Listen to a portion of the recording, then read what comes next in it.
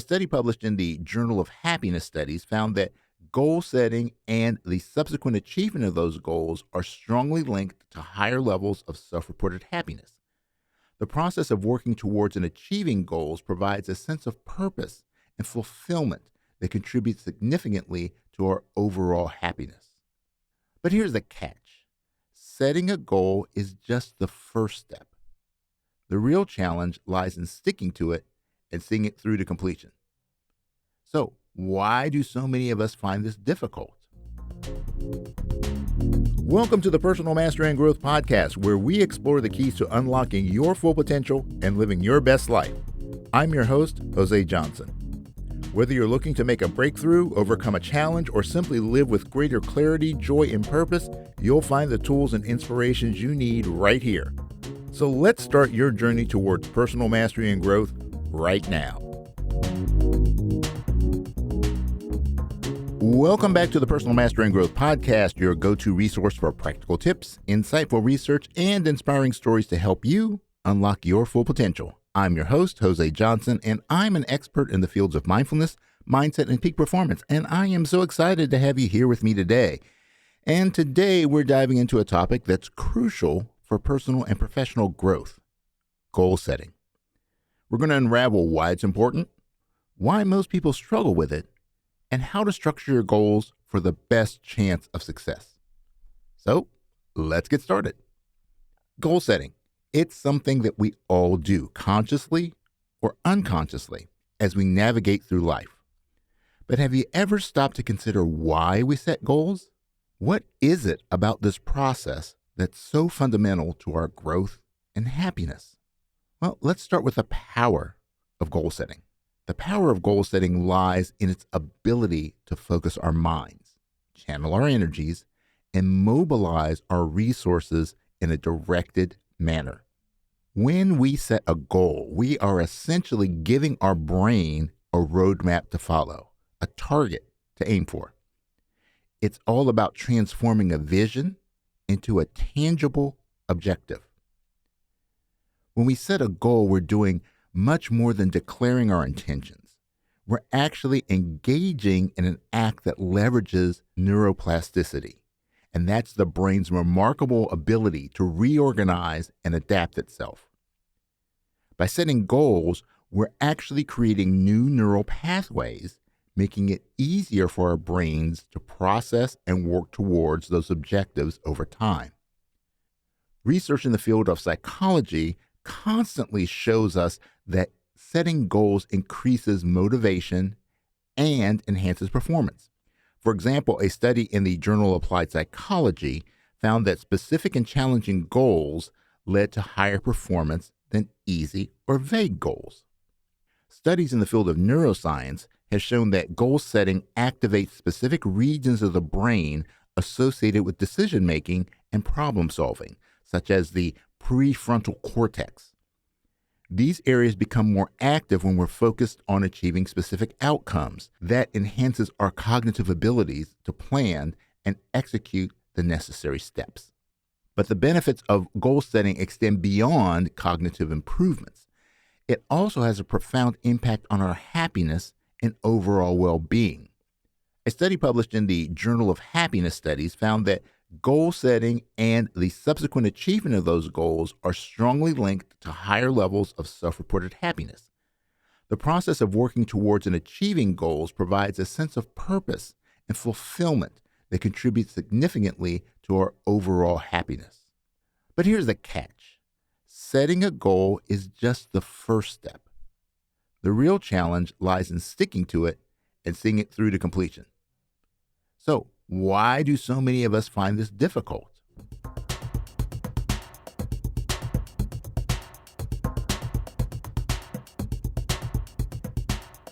Let's face it, we've all been there. January 1st rolls around, we set a New Year's resolution, and by February, well, it's a distant memory. According to numerous surveys, between 38 to 45% of Americans make New Year's resolutions. And according to research conducted by the University of Scranton, a staggering 92% of New Year's resolutions fail by mid-February. Now, why does this happen? Well, there can be a number of reasons, but in my experience, there are three main obstacles that keep our goals as just a collection of hopes and dreams. The first major obstacle is the lack of clarity. Now, look, many of us set goals, but we don't have a clear understanding of what we actually want to achieve or why we want to achieve it. This lack of clarity is like starting off on a trip without a destination in mind. A study in the Journal of Management underscores the importance of clarity in goal setting. It shows that clear, well-defined goals are more likely to be achieved than those that are vague and ambiguous. But how do we gain this clarity? Well, it all starts with introspection, asking ourselves questions like, what do I truly want? And why is this so important to me? These questions can help us define our goals more precisely. Now, another common issue is setting goals that are not in alignment with our core values. When our goals don't reflect what's truly important to us, it's difficult to stay motivated and committed. According to Dr. John Norcross, a psychology professor renowned for his work on behavioral change, goals aligned with personal values have a higher rate of success. He suggests that personal reflection on what values are most important to us can significantly improve the effectiveness of our goal setting. This means that we need to align our goals with our personal values, ensuring that they resonate with our deeper beliefs and principles. This alignment creates a powerful drive that keeps us moving forward, even when faced with obstacles. The third obstacle is not having the right habits and strategies in place. Setting a goal is one thing, but having a daily routine and a plan to achieve it, well, that's entirely different. A publication in the American Psychologist highlights that the development of effective habits is crucial for achieving long-term goals. The study emphasizes that small, consistent actions, when repeated over time, lead to significant changes. So to put this all together, the path to successful goal achievement involves overcoming these three critical obstacles by gaining clarity, ensuring our goals align with our values, and establishing the right habits and strategies. Now, that might all sound pretty good in theory, but the million-dollar question is, how do you put this into practice? Well, that's the goal of this next segment.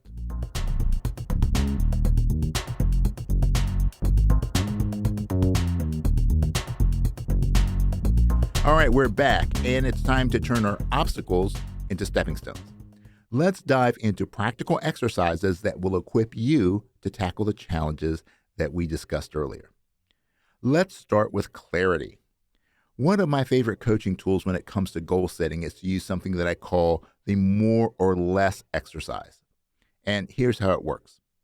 First, you'll need a piece of paper, and you're going to divide it into two columns. One side label, I want more, and the other, I want less.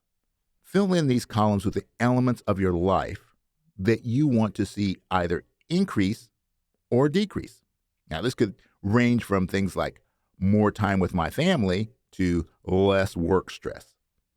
This visual representation helps you see what really matters in your life, sharpening your focus on your true goals. This exercise also helps you to approach your goals from a balance sheet perspective. When you look at your list, you might notice that some of the things in the more column are in direct conflict with the things in the less column. So for example, let's say one of your goals was to get a big promotion at work. That sounds pretty good, right? So let's say that in your more column, you might have things like more money and more prestige. Now, these are things that you would certainly get from that promotion. But in your less column, you say that you want less stress and less responsibility. Well, now we can see that a conflict exists because that promotion is almost certain to come with more responsibilities, more demands on your time, and probably more stress in exchange for the pay raise. And that means you either need to change your goal or change your expectations about what achieving that goal will mean for you. So when you use this balance sheet approach to gaining clarity on what changes you want and need and how those changes either support or obstruct each other, you become a high-level CFO. That's creating future officer. Next up, it's aligning your goals with your values. For this, I like to use the to be or not to be exercise. Now, this exercise involves listing down the traits of individuals who've achieved what you're aiming for.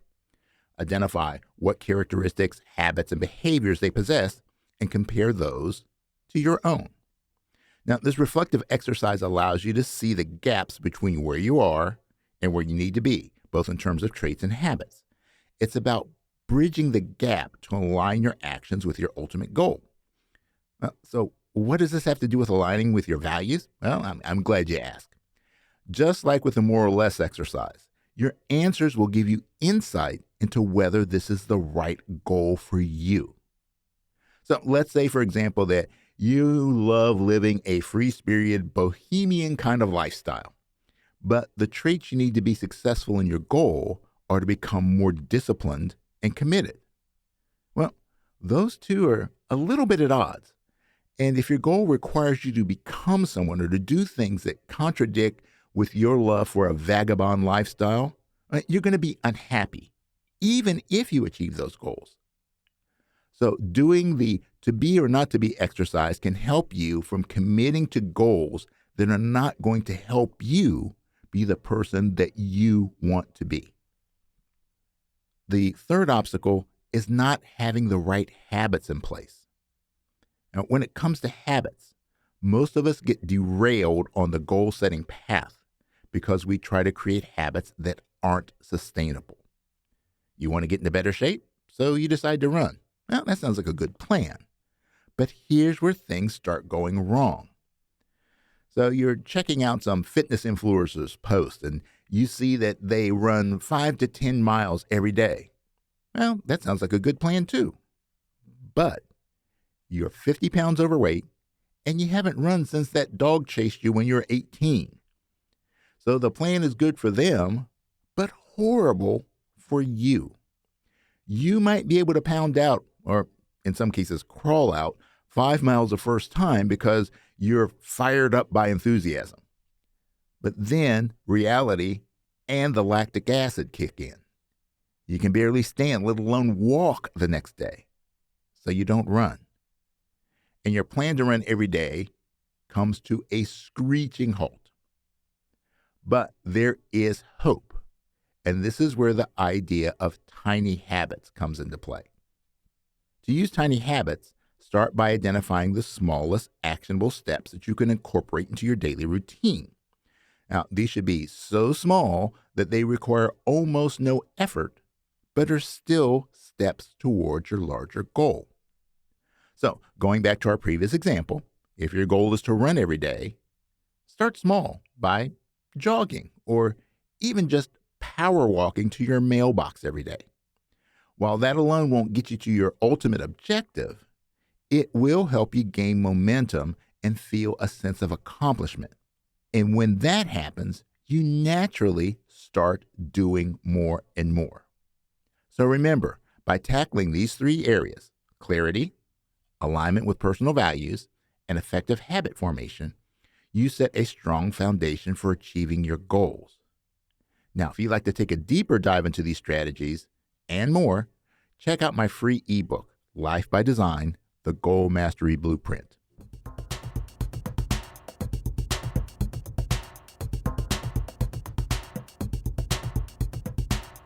All right, folks, we've laid the groundwork for setting effective goals. Now let's address how to maintain motivation and adapt your strategy to ensure success. This part is crucial because without sustained motivation and the ability to pivot when needed, even the best laid plans can falter. A big part of staying on track with your goals is keeping your motivation high. And a great way to do this is by celebrating your small wins. Every little success on your path to your goal is a victory, and it should be treated as such. So here's a practical tip. Create a system for tracking these small wins. It could be as simple as a checklist or a journal entry. Celebrate these achievements because they are your stepping stones to larger successes.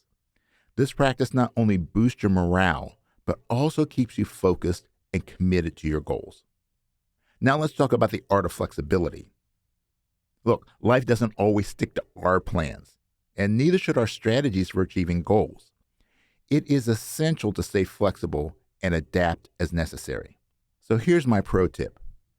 Regularly evaluate your progress and your strategies. And you got to be honest with yourself. If a particular approach isn't giving you the results you need, don't be afraid to tweak it. This could mean adjusting your timeline, changing your methods, or seeking additional resources. The goal is not to rigidly stick to a plan, but to find the most effective path to your goal. Flexibility is a superpower in terms of goal achievement. And this is where having a coach or mentor becomes invaluable. They provide an outside perspective. They can spot where you might be going off track and offer guidance to realign your strategies. So if you're struggling to maintain momentum or find the right path, consider seeking a coach or a mentor. They can provide the support, accountability, and expertise you need to stay on course and adapt effectively. So if you need more insights on maintaining motivation, adapting strategies, and how coaching can accelerate your success, check out my ebook, Life by Design, The Goal Mastery Blueprint. And if you're looking for personalized guidance, my coaching services are designed to help you navigate the complexities of goal setting and keep you moving towards your objective. All right, so as we wrap up today's episode, remember that goal setting is a dynamic process. It involves clarity, the right strategies, consistent motivation, and sometimes a helping hand from a coach or mentor. And don't forget to embrace the journey. Celebrate each step and stay flexible. The power to create a new life is in your hands, and understanding and utilizing the power of goals is your key to unlocking that future. So no matter where you are in life, what you're currently experiencing, and how far you need to go, always remember, it is what it is. It becomes what you make it. So make it great. Thanks for tuning in. Before we wrap up, I just want to remind you that the information shared in this podcast is for educational and informational purposes only. It is not intended as a substitute for professional advice or treatment. While the content of this podcast is based on research and personal experience, everyone's situation is unique, and the advice given may not be applicable to all. Always consult a qualified professional before making significant changes in your life. The Personal Mastery and Growth podcast is recorded at the So Good Media Studios, located in the Candy Factory, a co-working space in Lancaster, Pennsylvania.